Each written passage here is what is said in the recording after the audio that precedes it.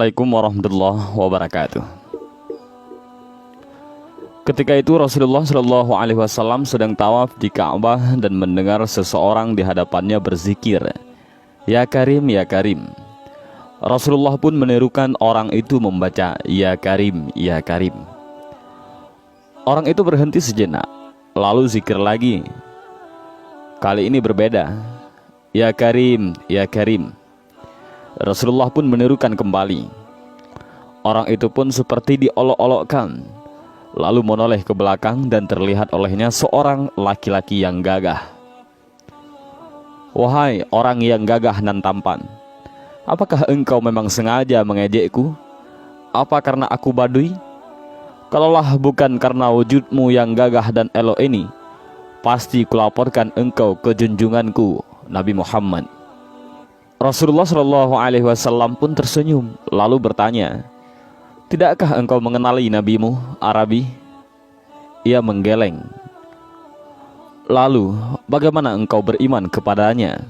"Aku percaya dengan sepenuh hati, walaupun aku belum pernah melihatnya langsung," jawab si Baduy itu dengan mantap. Rasulullah Shallallahu Alaihi Wasallam pun mendekat.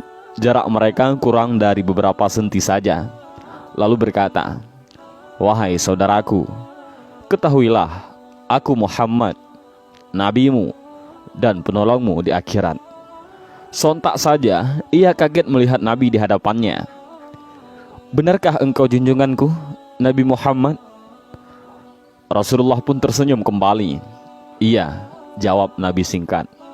Seketika orang itu pun tunduk dan mencium kedua kaki Rasulullah. Melihat hal itu, Rasulullah menarik tubuh orang Arab itu dan berkata, "Wahai saudaraku, janganlah berbuat serupa ini. Perbuatan seperti itu biasanya dilakukan oleh hamba sahaya kepada juragannya.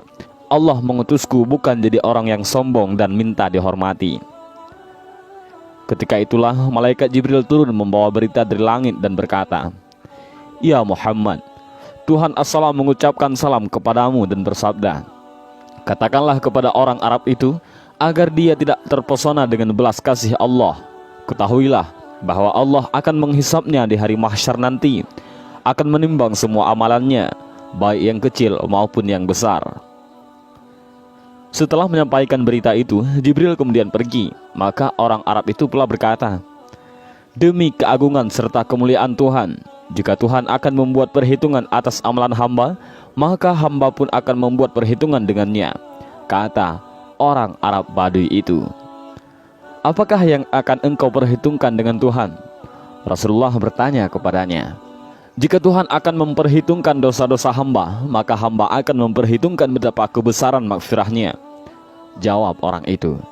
"Jika dia memperhitungkan kemaksiatan hamba, maka hamba akan memperhitungkan betapa keluasan pengampunannya.